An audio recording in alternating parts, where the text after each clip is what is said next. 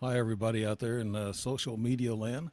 This is Dave Emmons with the Dave Emmons Show, the one that can't get his glasses straight, I guess. But no, all joking aside, I want to be. This is the Emmons short show of the week. I usually try to do 15, 20 minutes and usually mix in some current events, also some patriotic things all that we need every day to strengthen us. And I got a little story to tell you, and then I'll follow up with maybe with a couple of current events. And I'm going to read you a speech, and this speech was given right at the start of 1776. This was the signing of the Declaration of Independence, or the making of the Declaration of Independence. And this gentleman, I want you to guess who it was after I read a couple of pages of his speech, and then we'll see how knowledgeable you are about this person. Speech starts off like, "Nay, do not start and whisper with surprise. It is truth. Your own hearts witness it. God proclaims it. Look at the strange band of exiles and outcasts, suddenly transformed into a people, a handful of men, weak in arms but mighty in God-like faith. Nay, look at your recent achievements, your Bunker Hill, your Lexington, and then tell me, if you can, that God has not given America to be free." Understand that line, America to be free, and God has chosen us to be free. "It is not given to our poor human intellect to climb to the skies and to perceive the counsel of the Almighty One. But methinks I stand among the awful clouds which veil the brightness of Jehovah's throne. Methinks I see the recording angel come trembling up to that throne and speak his dread message. Father, the old world is baptized in blood. Father, look with one glance of thine eternal eye, and behold evermore that terrible sight, man trodden beneath the oppressor's feet, nations lost in blood, murder and superstition, walking hand in hand over the graves of the victims, and not a single voice of hope to man. He stands there, the angel, trembling with the record of human guilt. But hark, the voice of God speaks from out the awful cloud. Let there be light again. Tell my people, the poor and oppressed." Are you getting some of this? This is into our Constitution and into us as being free people. "Gibbet," what a name, that comes from England, I guess. "They may stretch our necks on all the gibbets in the land. They may turn every rock into a scaffold, every tree into a gallows, every home into a grave, and yet the words of that parchment can never die." He's referring to the Declaration of Independence. "They may pour our blood on thousands of scaffolds, and yet from every drop that dies the axe, a new champion of freedom will spring into birth. The British king may blot out the stars of God from the sky, but he cannot blot out his words written on that parchment there. The works of God may perish, his words never perish. The words of this declaration will live in the world long after our bones are dust. To the mechanic in his workshop, they will speak hope. To the slave in the mines, freedom. But to the coward kings, these words will speak in tones of warning they cannot choose but hear. Sign that parchment. Sign. If the next moment the gibbet's rope is about your neck, sign. If the next minute this hall rings with the clash of falling axes, sign. By all your hopes in life or death, as men, as husbands, as fathers, brothers, sign your names to that parchment, or be accursed forever. Sign, and not only for yourselves, but for all ages, for that parchment will be the textbook of freedom, the Bible of the rights of man forever." Seems like we're forgetting some of that. That speech, take a guess who you think made that speech. It wasn't George Washington. It wasn't Benjamin Franklin or John Hancock. It was Saint Germain. This gentleman was a little strange. He knew Benjamin Franklin. He also knew George Washington. He actually taught them a few things earlier before this. And George Washington was not at the signing of the Declaration of Independence that day, but there was 47 delegates on July 4th in 1776, but only 45 would have that day. 7 delegates were absent. New York's 8-person delegation did not vote at that time, but they voted the next day. So July 4th was just a partial signing, and then, of course, they had 8 more signings plus George Washington the next day.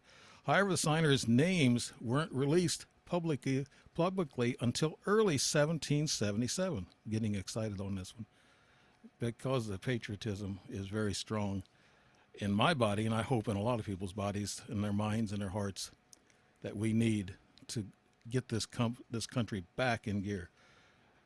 After the speaker said that speech to these people, and there were people like, list of names, it was Richard Henry Lee, George Wythe, Elbridge Gerry, Oliver Wolcott, Lewis Morris, Thomas McKean, and the document was signed by everybody by August 2nd, as they can get them in from other places. Of course, traveling back in those days wasn't really great.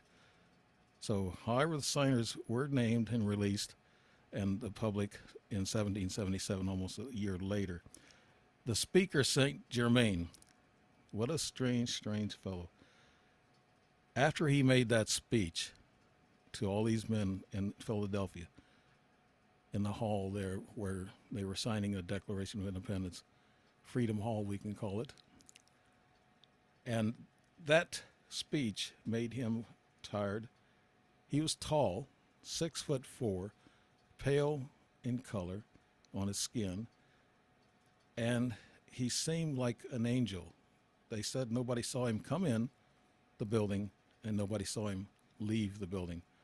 And they had sergeant of arms at both doors of that building. So this was a unknown speaker and an agent of unseen order guarding and directing America.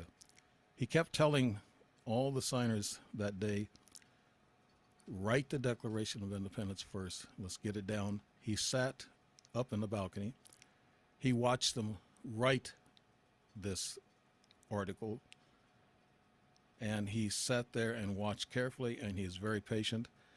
And he says, never mind me, just keep writing and get it done before I leave today. So they said, okay, we're done writing it. John Hancock was there, and he was mostly doing a lot of the writing, but everybody else were putting their inputs in. After he made that speech, of course, John Hancock signed it first, and then everybody else jumped at the chance to take the pen and sign that parchment, the Declaration of Independence. This gentleman, Saint Germain, he actually was a professor of sorts, but a mysterious professor, because it was just early on that he knew Benjamin Franklin and George Washington. I think they knew a little bit more than what they're telling us. And he speaks with intent, and all-seeing eye of God he mentions, and he says also afterwards appear on the reverse of the great seal of the new nation. He actually talked to him about a seal, and he also talked to him about a flag. This is Saint Germain in 1776. That's him, tall, pale guy, dressed extravagantly. He also watched what he ate. He was a vegetarian. And they said he was a mysterious but very intelligent person. He's also seen in France during the revolution there about a year later. And he spoke to the French king. And he was in Germany. And they said he traveled all over the world. There's also people who said that he's been involved in the human race for 70,000 years. And because some say he was an Atlantean ruler. And he belonged to the Masonic Rite, the Knights Templar. He even worked with the Knights Templar way back when, back in the 1200s, 1100s. He was with the Freemasons, Masonic Rite. And he also put together a triangle manuscript. And here's the first flag. Let's show that. There's the first flag in 1775. And also Saint Germain also had a little bit of input into this flag.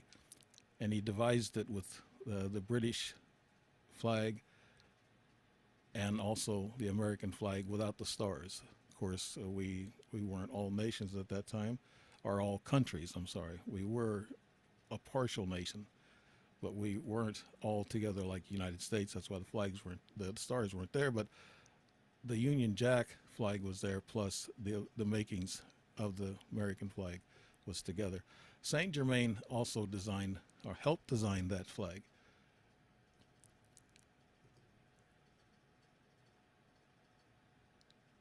This is a talisman. This is something that Saint Germain carried around with him. And as you can see, it's an ancient object, but it was silver. He carried that, I guess, in his pocket. He hung it on his neck sometimes whenever he was at meetings. The talisman, I don't think, has ever been figured out. You can see the Alpha and Omega, and it has a lot to do with life, Alpha, Omega, the moon, and these are other, looks like little life farms or whatever, but it's mysterious to everybody, the talisman that he had.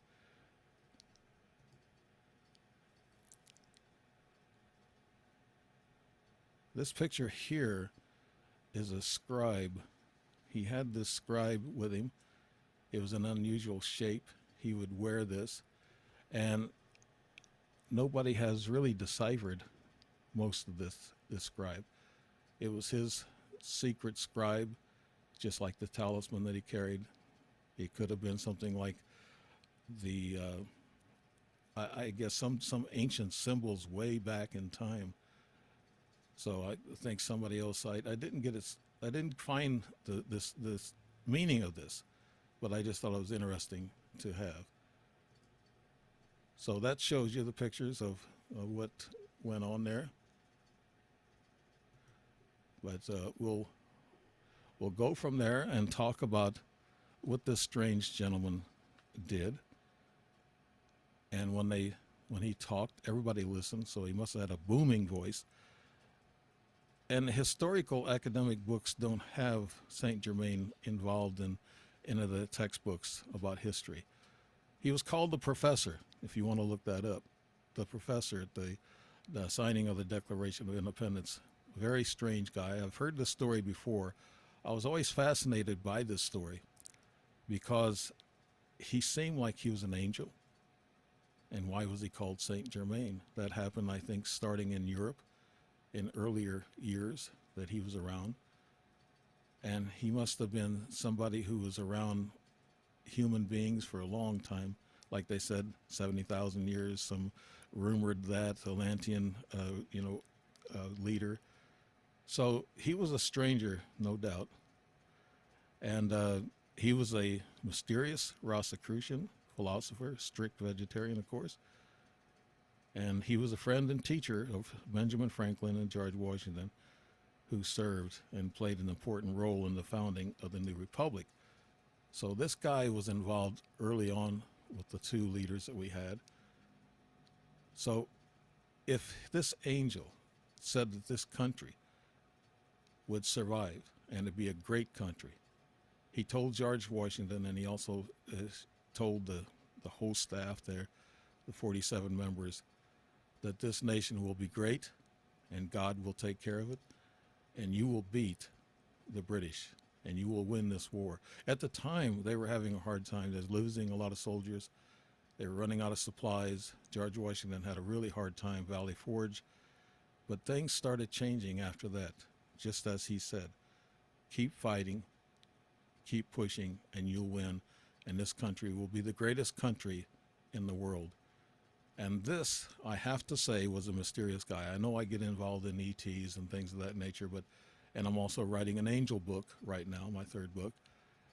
But this guy has to be an angel. He come down and he talked to people. He told them how to do the things they had to do to develop their nation or win battles. If this wasn't an angel or some act of God that helped all these people, French Revolution in Germany and all around the world that he's been seen, he must have been some sort of special person or an angel. So if God and an angel started this country, then we have to believe that God wants us to keep going and pursue greatness and freedom and our democracy. We need to keep going on those words. Also, if you know a little bit about George Washington, while he was in battle, he was in a tent one night. He was visited by two angels. They assured him, they said, you will go on and win this battle. And you will win this country. And you will have a great country. They told him to keep going. Then all of a sudden they disappeared. And George Washington thought, wow, that's special. So something kept pushing George Washington to keep going, especially after the professor, these angels showed up. Then when he was in the battle, he was shot 5 or 6 times in his jacket and his pants. His pant legs, they had holes, bullet holes in them. And his jacket had bullet holes in them. They missed him. How could that happen? That happened to another general in Civil War II. But with George Washington being mixed up with angels and with a professor, don't you think this was kind of God-driven, this country? And we shouldn't take it lightly, the freedoms that God started us out with. We shouldn't take it lightly that we were actually started by God and by angels. Think about it. My third book is on angels, like I said. Second book is Senseless Wars. Not saying the Revolution War was senseless. It wasn't. Civil War was probably senseless. We probably could have squared that away in another way, but Abraham Lincoln tried everything. But the war that was actually the most significant, the one to us, was the Second World War. Japan attacked us, and then Hitler declared war on us. So we didn't have a choice. We could either fight them on their land, or they would be fighting on our land. So ever since then, we chose, even in the First World War, we chose to fight these wars on their land, because you can see what happened to Ukraine with the Russians. Totally destroyed their infrastructure, their country, actually.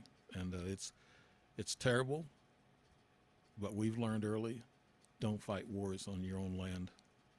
Meet the enemy where it's best suitable for us. And that's what we've been doing ever since. But the wars that we've been fighting were senseless wars. Vietnam, we didn't gain anything there. Lost 58,400 soldiers. Billions of dollars. Also Afghanistan and Iraq. What do we have there?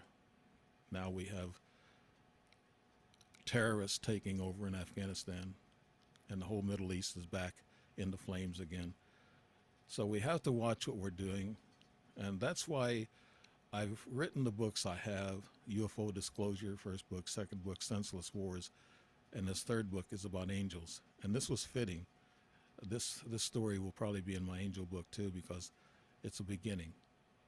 I wanted to write about things that I can help people ease their tensions a little bit, and some of the experiences I've had through life. And I've had angel encounters myself, but we'll talk about that another time. But today, you see the border, the Mexican border crisis we have. You have Texas, you have Arizona that are fighting back on the border and Biden's policies. This is awful. This is a shame. And like I heard on Fox News, Greg Gutfeld, I have respect for that guy. He said, we're just spectators watching our country just crumble. Words and words and words and no solutions. You have to have solutions involved with the words that you say. Words don't talk. There's walk and there's talk. We have to start doing something. The Republicans have to stand up in the House and confront Pelosi and the Democrats about this border. Gas prices, we need to go back to the policies that President Trump had about our energy and our gas. Until then, we're gonna keep paying gas prices that are now $4.65. They come down, what, 35 cents? Big deal. But they're not going to come down any further. We're selling oil to China, Europe, and we're selling all of our gasoline and our energy to other countries, and we're running low ourselves, and that's why we're paying such a high premium for gas. We're going to have to take a look at this. We're going to have to talk to our politicians. We're going to have the Republicans take part in this country, not just the Democrats leading the way and doing what they want. We can't have one party rule. We need both parties and a bipartisan activity in the House. There's some Democrats who have good ideas, but they're afraid to talk about them because the left is really pushing them extremely far. And the Republicans, they're not doing anything. We actually have rhino Republicans.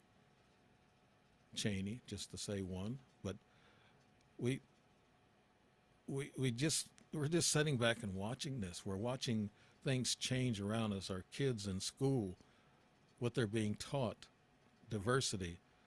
In the military, they've 40% down in recruitments in the military because of the leaders in the general staff that has these ideas that teaching diversity is more important than teaching soldiers to fight, are giving them new equipment, giving them new technology to fight with, just like China has.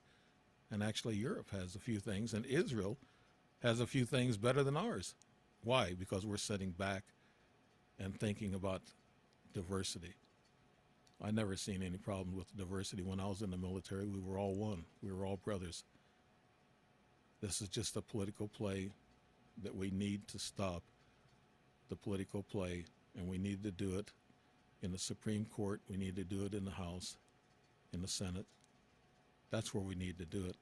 We don't need any more crime. We're fed up with crime. Crime is getting worse. It's all around us.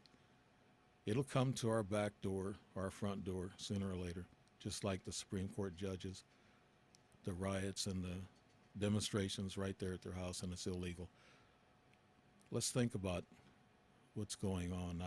So I wanted to talk to you about the beginning of this country, why God favors this country and angels favor this country.